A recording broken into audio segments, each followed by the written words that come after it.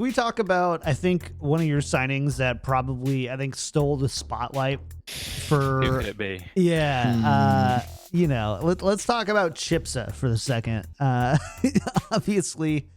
I'm quite familiar with him. Yeah. Are you? Yeah. I've heard rumors. Anyways, what's the plan with ChipSa? What's going on here? I think this was a signing that was really surprising to a lot of people. I think opened up a lot of.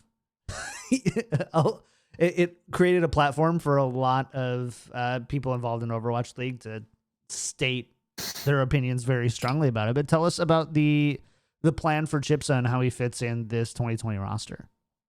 Yes, so I think almost everybody missed the point of the signing, and I said this. I think I went to Sideshow's stream and I tried to say this, but I can repeat it. Like, we were not in a position where we never felt like, we need a fifth DPS player, right? I think between Ivy, Eco, Hisu, Carpe, we have everything covered. You know, we have that might be the most elite DPS lineup in the league, or like very close to, right? Yes. So we were not in a position where we felt it's not. So that's the argument when people say, you could have picked up a contenders player. That wasn't what we were looking. There wasn't just one spot available and we chose ChipSa over options.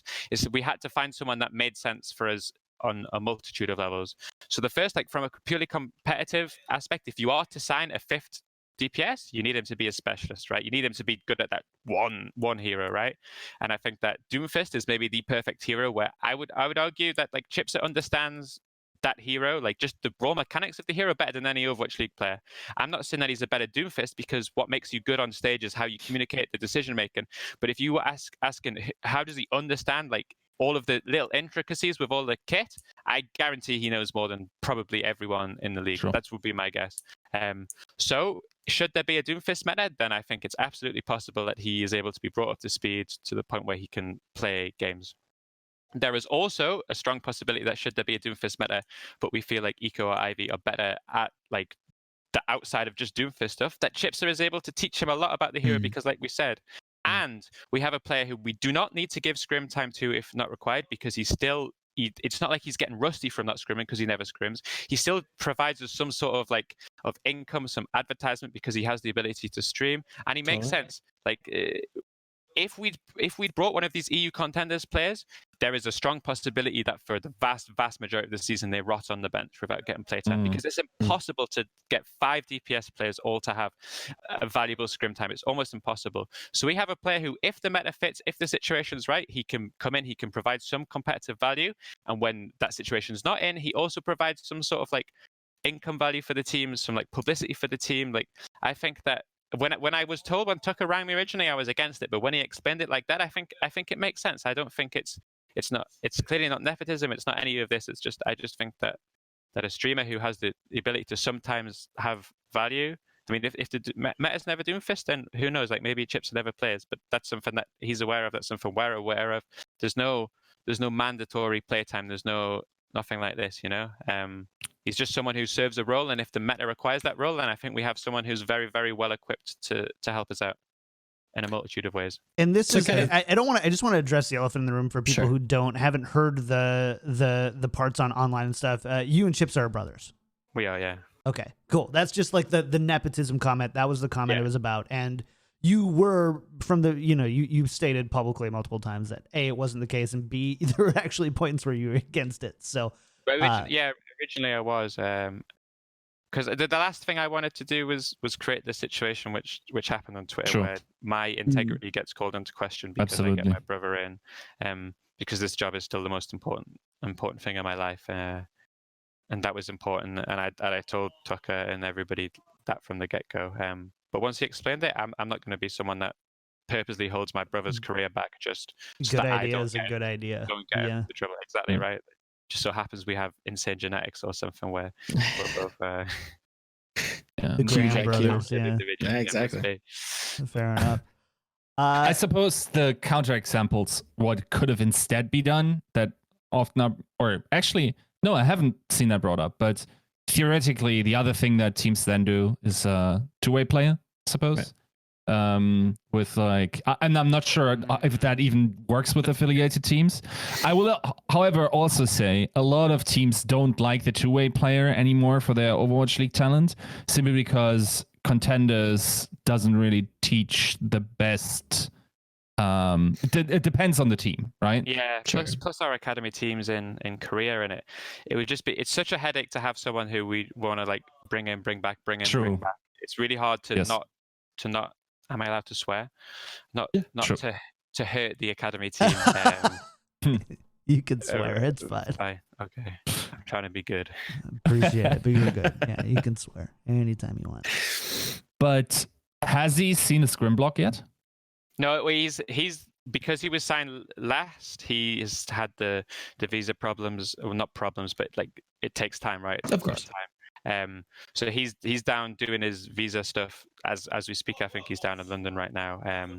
So hopefully he can be with us within a week or two. But he didn't come to Korea because it was just the timeline was too difficult from where he was when he signed. He was over in America for a bit. It was just a bit too complicated for it to work. Yeah. I think one thing that people also miss about I think the identity of the Fusion organization is you guys have been one of the first and one of the most prolific users of streamers in your organization. You had Imang, Kabaji, and Hunmara, I think, for the longest time, and they were just there to be streamers. And so, honestly, I get a lot of. I don't think I get a lot of flack. A lot of people tell me I should talk about it more than I do, but I love the marketing side of these things. And from like a sheer marketing perspective, if you have a streamer that you love that's all of a sudden playing in Overwatch League, Are you telling me that, if we tweet out, okay, ChipSa is starting the game against Florida Mayhem on Sunday, are you telling me you're not tuning in? Of course you are. Every single person. That game gets mad viewership. Not just his fans, but everybody would be so everybody's like, whoa. Chips is playing? Really? All right, I got to see this. And I think Siegel, I think, was one of the earliest examples of this, where you look at Season 1 Dallas Fuel, and probably one of the best pieces that they had in their marketing arsenal was Siegel. Not only did he perform really well, and I think that it's important, right? You can't just go and find a GM one trick and throw him onto an Overwatch League team, let him, Rudy it for one game and hope that he, it's an American football thing. You guys might not have seen it, but anyways, he comes in for like one play and then the movie ends. It's the build up to the one play and then he gets to play one play and. So, but there's that aspect of you have to have somebody there who can at least perform and do that. But the fact that it makes sense at such a different level, I wonder if the Dallas Fuel could have done something. But I mean, Siegel was starter right for them for most of that season, I guess. But still, that was such a great marketing move. I guess by both Envy.